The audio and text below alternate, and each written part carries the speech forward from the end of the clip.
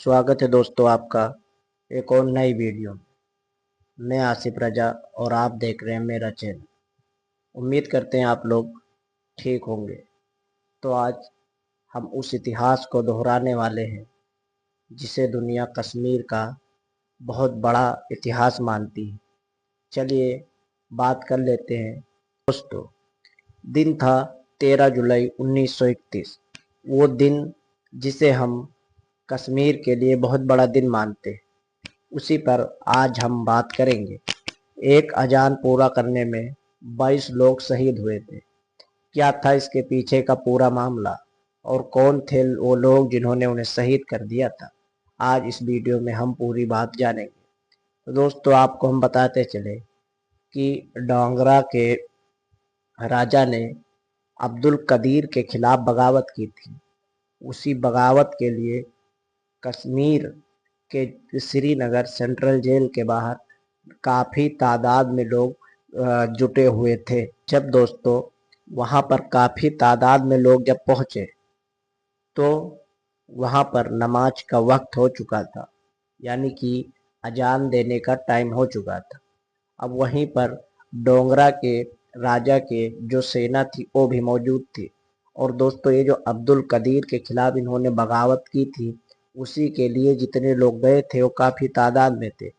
दोस्तों उसमें से एक दिलेर, जिसे बोले तो एक बहादुर, खड़ा हुआ जिसने अजान के 2-4 लफ्ज शुरुआत किए। और जब उसने अजान देना शुरू किया तो जो सिपाही थे, उनकी सेना थी, उन्होंने उन्हें गोली मारकर शहीद कर दिया। फिर कुर्बान जाइए आप इनके ईमान के जज्बे पर। आपको और हमको खड़ा होना पड़े किसी बंदूक के सामने, फिर हम आप क्या कहेंगे? बात ये नहीं है। ऐसी ही जगहों पर हम मुसलमानों का ईमान देखा जाता है। ऐसे ही जगहों पर ईमान अल्लाह भी देखता है कि आपका ईमान कितना मजबूत है। फिर देखिए फिर वो दूसरा मुसलमान जो खड़ा हुआ और उसने जहाँ से पहले ने अजान छोड़ी थी वहाँ से दूसरे ने पढ़ना स्टार्ट कर दिया। फिर जब उसने भी पढ़ी तो दूसरे को भी सिपाहियों ने गोली मार दी। उनके ईमान को सलाम, उनके जज्बे को सलाम। फिर जहाँ से दूसरे ने न अजान छोड़ना मतलब मुकम्मल न हुई, जहाँ से दूसरे ने अपनी अजान पढ़ते पढ़ते शहीद का मकाम हासिल किया, फिर दोस्तों उसे वहीं से तीसरे ने भी अजान पढ़नी शुरू कर दी। अब उन सिपाहियों के दिल में वो दबदबा, वो रौब था कि ये वो मुसलमान है जो हमसे डर नहीं रहे हैं। हमने 2 को भी गोली मार दी है, लेकिन हिम्मत देखिए तीसरा भी खड़ा होकर अब भी अजान दे रहा है। कुर्बान जाइए वो तीसरा मुसलमान भी खड़ा होकर अजान देता है, फिर उसे भी गोली मारकर शहीद कर दिया जाता है। इसी तरह चौथा खड़ा होकर अजान देता है, उसे भी गोली मारकर शहीद कर दिया जाता है। 5वां, छठा, 7वां, ऐसे ऐसे करके उन लोगों ने लगभग नहीं, यानी कि बोले तो 22 लोगों को उन्होंने शहीद कर दिया।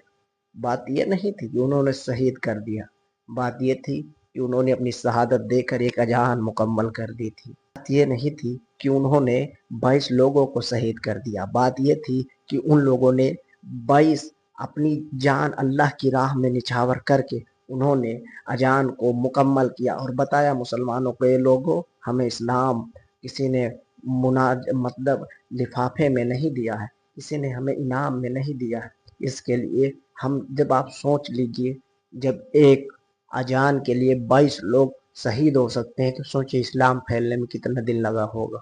आज भी आप करबला की कहानी जब सुनते हैं तो आपको पता होगा बात उन 72 करबला वालों की होती है, ना कि उन 22,000 यजीदी लश्करों की, क्योंकि वो यजीदी लश्कर वहाँ मैदान में जंग में मतलब लड़े थे, शहीद 72 हुए थे, लेकिन अपने नाना के दीन को इमाम हुसैन ने जिंदा किया था। ये दीन को इमाम हुसैन ने जिंदा किया था। तो इसीलिए आज 1400-1500 साल हो गए, लेकिन मेरे इमाम हुसैन का ही जिक्र हर लफ्ज में है। इसीलिए वहाँ पर 22 कश्मीरी मुसलमानों ने शहीद होकर अपने एक अजान को मुकम्मल करके ये सबक दिया दुनिया को कि ये लोगों तुम लाखों हो, करोड़ों हो, लेकिन अगर हमारे ईमान की बात आ गई तुम पीछे हटने वालों में से नहीं हो।